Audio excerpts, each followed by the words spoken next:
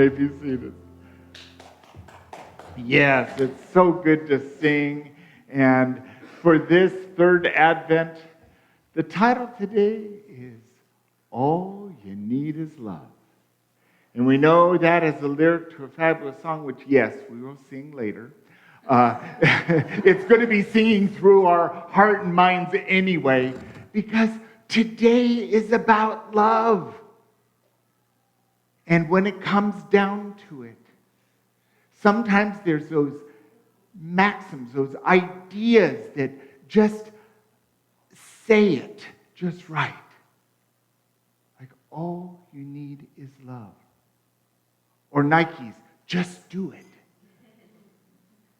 God is that wonderful expression of love. I love this passage in the Bible.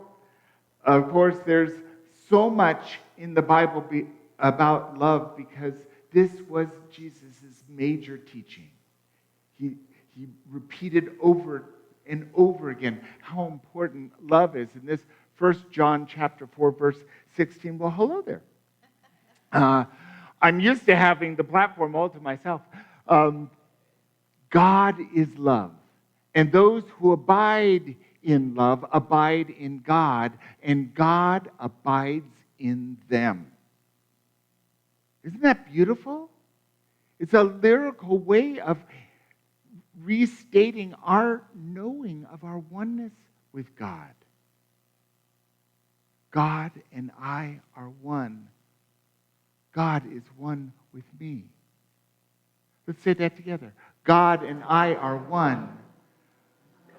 And I what did I say? God and I are one. Thank you. Well, you get the idea.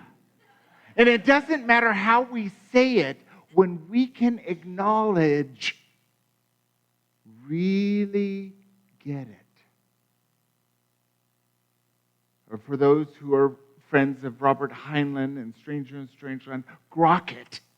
Get it in ourselves that we are one with God.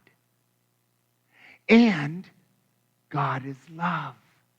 Often when I'm praying, I'll say, love. Radiant love. And trust me, because I've experienced it this week, when I'm feeling all pity-potty and all sad and nothing's going right for me and I don't even know if I should live. Anyone ever feel like that? I felt like it this week big time. Working on a talk on love, of course. You focus on the highest truth and what comes up? All the things I don't love. Hello. It's like, thank you, God. It's a loving, so I've done a lot of forgiveness, a lot of forgiving myself, a lot of having compassion for myself this week. And isn't that a good journey? There's nothing about this Advent journey that is going to say, oh, it's just easy. Although that's part of that song, isn't it? The easy part is the truth is always true. God is love. The hard part is bringing our human baggage to wake up to the truth. And I don't know why we do that. Anyone have a guess?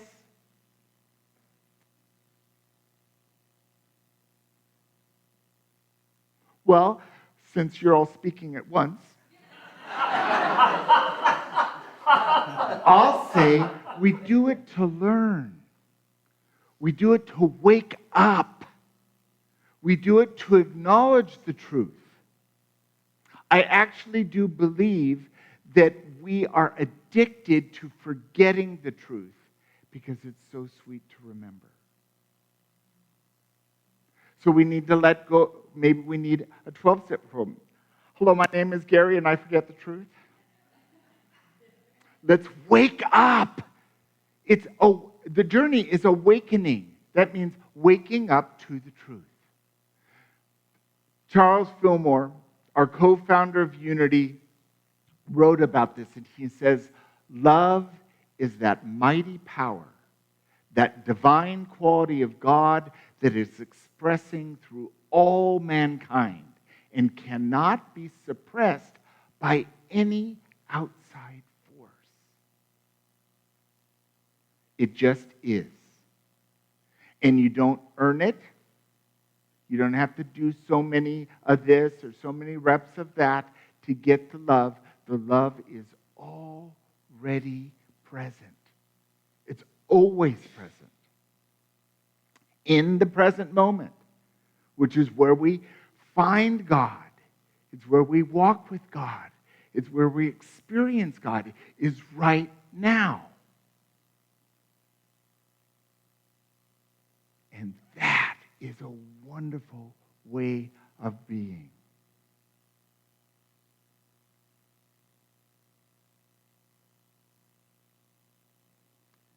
I hope you're enjoying this booklet. Unity puts out great booklets, and this Advent booklet is wonderful. Reverend John Bierman writes here in our booklet, during Advent, you can meditate on the connecting power of love, the glue that holds together as both human and spiritual beings. Love means bestowing compassion and forgiveness on others and yourself. I really think we need to forgive ourselves before we can forgive anyone else. I think we need to have compassion for ourselves before we can be compassionate to others. And it is so wonderful to have ideas, concepts to help us get a deeper understanding. And I love this, the glue that holds us together.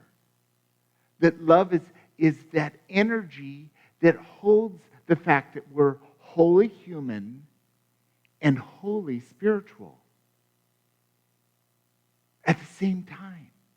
And that love is the thing that glues us all together in one.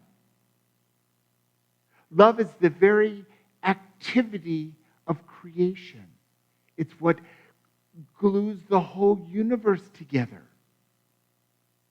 If God ever stopped for a half of a beat of a second to love, everything would completely fall apart. Thank God, God is eternal and unchanging. That love pervades everything and is within us. And there's absolutely no boss, no partner, no children, no grandchildren, no book, no movie that can change the fact that you are one with love. Pretty powerful. Trish Yancey is a licensed Unity teacher, and she wrote this in our booklet. She says, the greatest gift we can give ourselves during this season is to practice self-care. To increase your enjoyment of the season, take time to love yourself by doing the things you love. Every other act of love you share springs from there. Isn't it interesting that each of us love to do different things? What do you love to do? Crochet. Beautiful. Draw. Sing. Sing. Dance. Garden.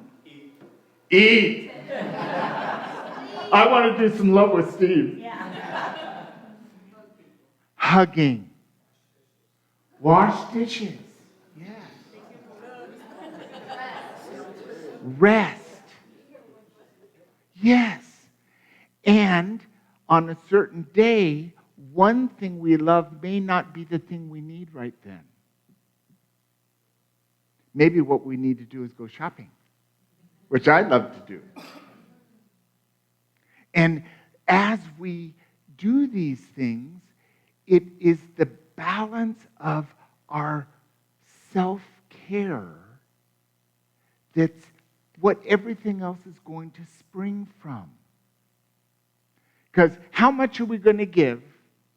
How much are we going to love if we're just plain worn out, tired, in pain, and a little crabby? How much? Just a little kind of little bit of bit. Ever felt like that? Is there anyone who's completely beyond that completely? Okay, good. I'm in good company. We are on a journey of, if we don't care for ourselves, who else is going to do it? And everything we do from that comes from this. So in this season where things can get a little busy, we have to choose. I'm going to do this. I'm not going to do that. I'm going to open myself. You know, that tradition I've done year after year, it's lost its oomph for me. So set it aside. Maybe next Christmas. We can do whatever serves us. And then we are open. We're open and ready to have loving thoughts in our mind, caring thoughts. Which brings us to this final quote from the wonderful May Rowland. I didn't ever get to meet May Rowland. She was the head of Silent Unity for many, many years. And everything I've read about this woman, and she was very powerful. Her prayer consciousness was awesome. And she's also written many books. And here she says, if you're not attracting the good you desire in your life, learn to express love. Become a radiating center of love, and you will find that love. The divine magnet within you will change your whole world. Not only will it change your whole world, it will change the entire world. So love begets love. So when we're loving, we're going to experience love. Isn't that your experience? And so if things are just not quite, life's just not working exactly the way I want, try loving. Try being a loving presence. Try smiling at someone. It's magical, isn't it? It is. It's great to greet someone else with a smile because often they smile back. They may not even feel like smiling, but there is something to respond to the love.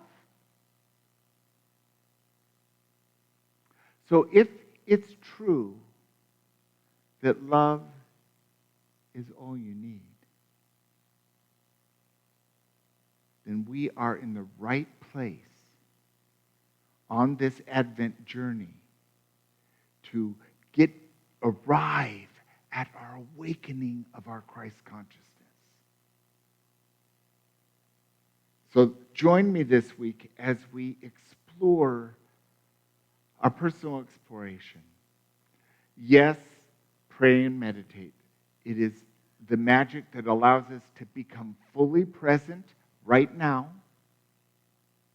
to listen and be open to guidance and intuition, and to experience wholeness, balance, serenity, peace, and love. Doesn't that sound good? Yes. And number 2 is be loving to yourself. Look in the mirror and say, I love you. Lay your head on your pillow at night and say, wow, I love the way I did today. I love that I have the opportunity to live tomorrow, but right now I'm going to celebrate my sleep. Being loving to yourself is treating yourself the way you'd treat other people. Years ago, I gave myself a pink slip. I fired myself from saying anything to myself that I wouldn't freely say to another person. Boy, that's been a learning. But I don't do it anymore. I don't say things to myself, hurtful or otherwise, that I wouldn't freely say to another person. So either I'm really mean to other people so that I can spend that time being mean to myself, or I'm more loving. And I think that's what's happening. And express the love to others. Be a caring presence. Let them turn in front of you. Let them cut you off on the freeway. Be a loving presence. Practice acts of kindness to strangers. I have a friend in Maui that regularly, when she goes out to lunch, she'll just randomly chooses a table before she leaves and pays their tab before she leaves. And she doesn't know them and they don't know who paid for it. But wouldn't you love to be sitting in a restaurant just having your lunch and you ask for the bill and the waiter says, oh, it's already been paid. What? Have a good day. There's so many ways we can be a presence. Try a whole day where every car that passes, every person you pass, just smile.